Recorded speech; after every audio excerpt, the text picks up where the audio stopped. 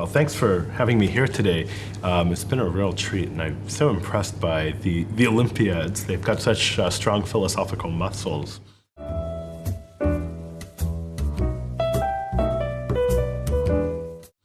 So the judges who are here today are judging according to rubrics that we were given, and the rubrics ask us to assess the speakers and the participants basically in respect to their argumentative skills, that is, the arguments that they're bringing to bear on the topics that they're discussing and the questions they're exploring. Secondly, and maybe a little more importantly, content mastery. So do they have a clear understanding of the views that they're talking about? Are they articulating the distinctions that they're making adequately?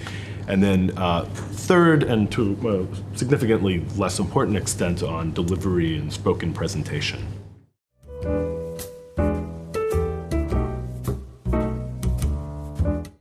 Inevitably, well, yeah, how you give people numerical ratings for each of those would become a tricky matter.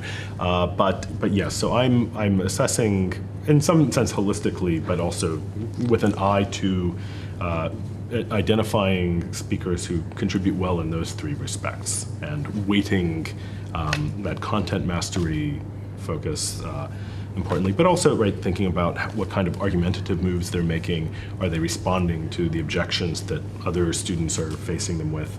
And then third, and again to a lesser extent, how polished the presentation is.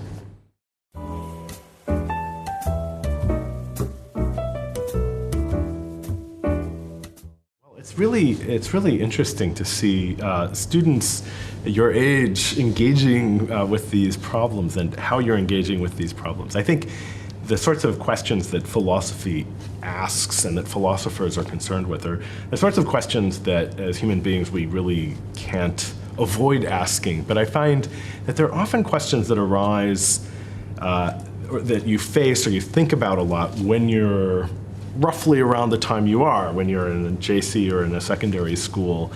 And that's usually precisely when you don't have resources for engaging those questions, right? You have all of these philosophical thoughts and all of these philosophical questions, but gee, where do you look? When I was your age, and gosh, saying that makes me feel really old, I didn't have the internet, and so I felt like I had to kind of make up my answers and try to see what I could cobble together out of various sources. One thing, I guess, is that the students now have access to the internet. They have access to courses as part of their A-levels if they're taking knowledge and inquiry, so you have kind of a disciplined focus on some of those questions, and so it's really nice to see that students have really been thinking hard and reading deeply into trying to resolve or come up with some take on some of these questions.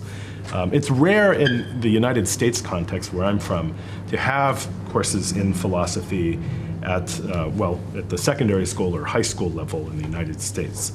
And so this makes me optimistic and happy to think that there are students who are really getting a chance to explore philosophical problems at this age and at this level, and I hope that that will be something that they'll be able just to continue doing when they're in universities.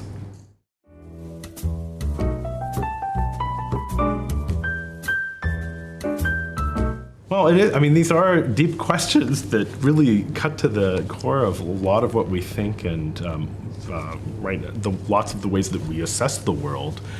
So I think inevitably they are also just anxiety producing for that reason alone.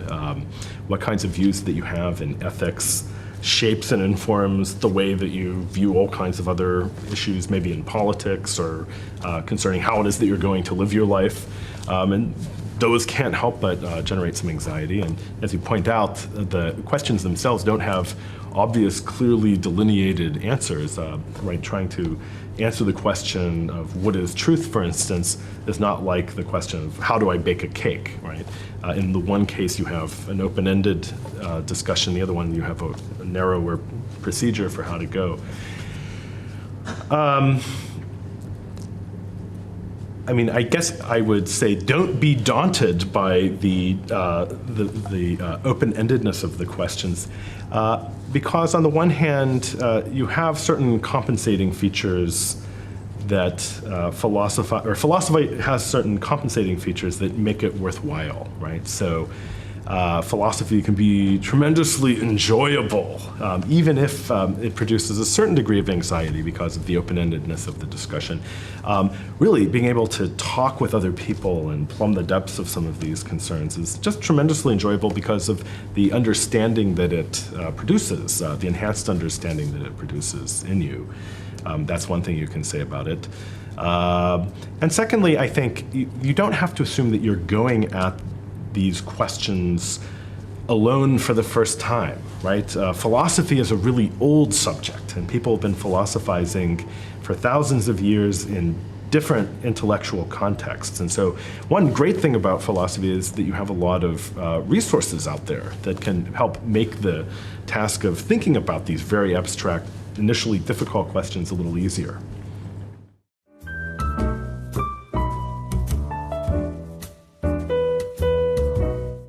First, I think, just to go back to a point that I said earlier, it's really exciting and encouraging to see the strong interest in this Olympiad. Walking into the room this morning and seeing the entire auditorium full of students ready to discuss philosophy on a Saturday morning. Wow, what could be better than that? What could be more heartening for a philosophy professor than to see that? That's just an initial thing. Beyond that, I think I was impressed, and I have been impressed by the high level of discussion that I've encountered in the sessions that I've seen. Again, students have been thinking hard. They've been tackling with difficult subjects, and it's nice to see actually that they haven't really seemed very daunted by these abstract questions. In fact, they've been approaching them pretty reasonably and respectfully and with openness to what other people might think. And I think they've been making good efforts and showing some good progress and getting their way into some of these questions. So I think that's been encouraging to see as well, that people haven't been scared off.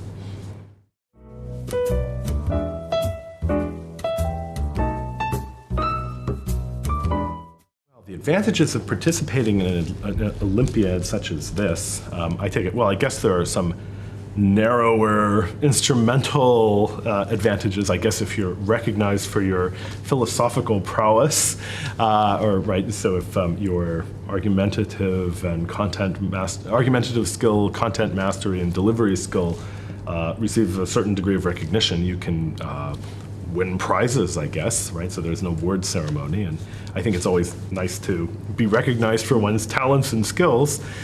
But I think probably a deeper, more satisfying reason to participate in an event like this is just, I would imagine, the community that you would have, getting together with like-minded people on these teams to discuss these topics and maybe making friends.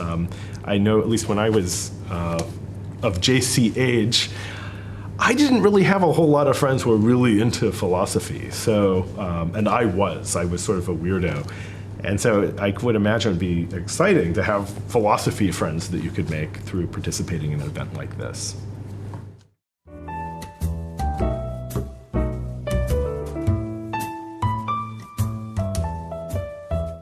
Again, I think engaging in philosophy is choice-worthy for itself, and it's enjoyable for its own sake, regardless of whatever perhaps other advantages it might lead to. So simply being able to sit around and talk with very bright and accomplished peers, that's just enjoyable for its own sake.